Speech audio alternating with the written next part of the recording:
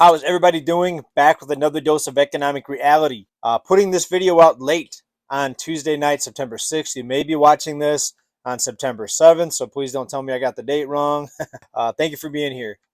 You may hear a bug zapper in the background. I've actually got a screen door open right now. We're trying not to run the air conditioner, especially because it's like almost 9 p.m. Pacific time. We've got these here in California anyway, in San Diego. We got these flex alert warnings telling people to not run electricity or not run a major appliances between, I believe it was like 4 and 9. So the little alert came off on my phone. Boop, boop, boop. And this is crazy, especially what's going on with this push towards electric vehicles and California banning gas vehicles or the sale of new gas vehicles here, down the road, a few years down the road, forcing people to buy an electric vehicle, but they can't charge it. Pretty interesting, right? So with these flex alerts, don't run appliances, and they're telling people not to plug in their electric vehicles. It's getting crazy, but a lot of other things are getting crazy too. The stock market did not like what's happened here recently. 164 down on the Dow Jones. We're just above 31,000. We expect to break the lows that we saw back in June. Further downtrend in the stock market. Why? Because the Fed is continuing to unwind their balance sheet. Yes, that's actually good news. That means bigger corrections are coming in the housing market. That means more weakness in the stock market. Remember, without the backstop of the money printer, when the balance sheet is being unwound, you see weakness in the markets. That's how this whole boom started. Easy money, low rates, the Fed buying everything under the sun, buying the loans off of the books of the banks. Now the opposite is happening. Things have been put in reverse. I wish it would happen a lot faster. But it's unwinding very slowly. And just what we told you here, there's not going to be a crash. We may see some pretty big corrections, but they're unwinding their balance sheet very carefully. Mortgage rates have risen. Yeah, I mean, you could say that's rapid, right? It's a doubling in mortgage rates in about 6 months. It's pretty rapid, but even with that, we're not seeing a crash in the housing market, but we will see bigger corrections. So for those of you waiting for a correction, hold your horses, because we have a long ways to go in this ball game. The question is, how many people are going to remain solvent through this cost of living crisis?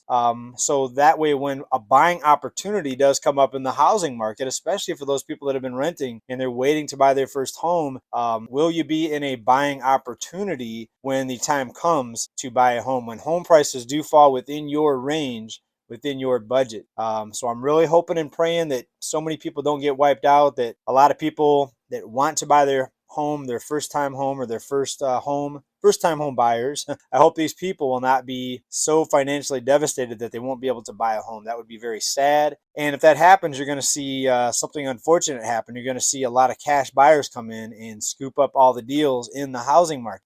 That is my fear. I hope that doesn't happen. I hope the cost of living comes down in other areas that will help people out to remain solvent through these times. But we're not seeing that so far. We're seeing the savings rate continue to plunge for U.S. households. And that's why I've been telling people, be careful, be cautious about your spending. There's a few things I would like to go back and change, things that I spent money on that I wish I wouldn't have spent money on. And there's other things that I'm glad I didn't spend money on. I didn't go out and buy a new car. Car prices are starting to come down. We're going to talk about that here in just a bit. They're not coming down very quickly, but they are starting to come down. So I wouldn't say advice. I don't give advice, but my word of caution is to be careful with your spending, because the cost of living in a lot of areas is not going to be coming down. But with a further correction in the housing market, that could be a buying opportunity. Let's talk about this 10-year yield and what's going to be happening with the mortgage rates. The 10-year yield almost hit 3.5 today. That is the highest since June 2014, folks. That is good news. That means higher upward pressure on mortgage rates. That's what we want to see. We want to see higher mortgage rates.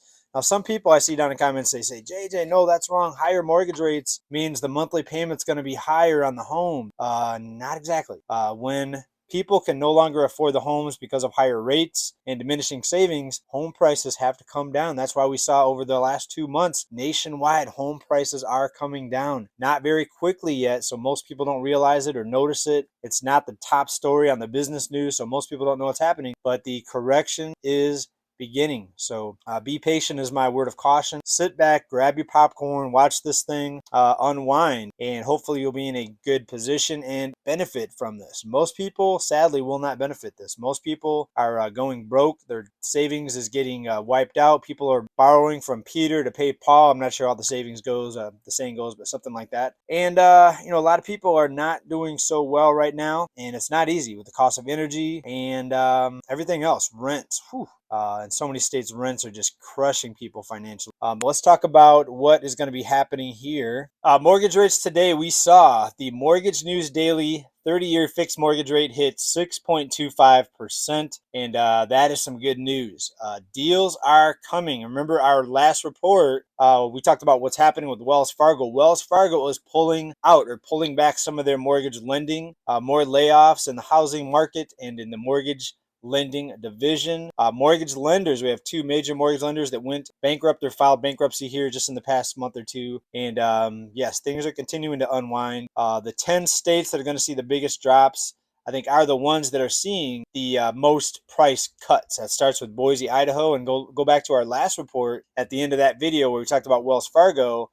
We show you the 10 states where the biggest price cuts are happening. Those are the cities that are going to see the biggest deals. You may live in an area where prices may not come down that much because maybe they didn't surge up very quickly in those states or in those cities, but a lot of the major cities are going to be seeing price corrections, and the layoffs are going to continue to get worse.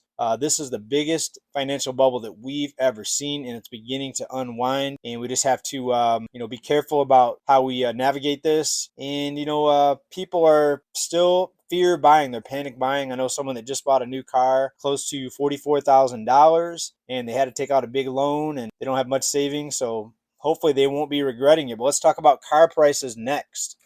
The Manheim Used Vehicle Index, we saw another drop. Wholesale used vehicle prices, seasonally adjusted basis, declined 3.6% from July in the first 15 days of August. So that's a nice decline, 3.6%. It may not seem like that much because of how much car prices went up, especially in the last couple years. But again, let's annualize that. If we get a 3-point-something% correction over let's say a full year, that is going to be over a 30, maybe close to a 40% correction in car prices. That's nice. That means the values of cars almost dropping in half.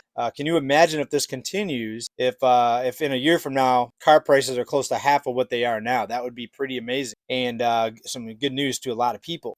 We see the OPEC nations talking about cutting oil and oil output cutting, and some are saying that's going to bring the cost of oil and gasoline back up. We'll have to see. That's another manipulation where they can cut, they can increase the output, and they can drive the price up or down. Can't really predict what's exactly going to happen there. But car prices coming down. We have not yet seen the repossession of vehicle tsunami hit yet. It's just beginning. We're seeing an uptick. Talked about a few reports ago how towing companies are reporting now more repossessions. They're getting more calls to repossess companies. They're hiring people to help with collections and repossessions. So again, just the beginning, just the tip of the iceberg. Long ways to go in this, folks. And let's continue. Hopefully we'll continue to see a higher rate environment. Watch that 10-year yield. If it goes above 3.5 tomorrow, the rest of this week, we're going to see. It's going to be fun, folks. Going to wrap it up for now. Thanks everybody for watching. Thanks to every one of you that support this channel, and to everyone that sent out tips and super thanks. You hit that super thanks button right down below this video, and you help me out. You help my reporting, and you help this channel stay alive. You know that this channel is not at the search results or the top of the search results. I think that's for a reason. The analysis here you're not going to find on the 6 o'clock business news. One example. Christopher Quinn, thank you so much for your support. Mike S., thank you for your support. Maria Rivero, thank you for your support. Another kind donation. Some of you are repeat donators. Thank you so much. Poco Loco, I like that name, Poco Loco. Thank you for your tip. Blue Steel, thank you. DJ Jojo, thank you. These are screen names, obviously, some of them. Thank you so much. Robert Ruiz, thank you very much. Talk to everyone very soon. Hope everyone is well. We're out here sweating and trying not to run the air conditioner in California. If you have your AC on full blast, you are blessed. But we're trying to cut back. We're trying to conserve here because of cuckoo crazy California. Still surviving out here. Hope everybody's well. Peace.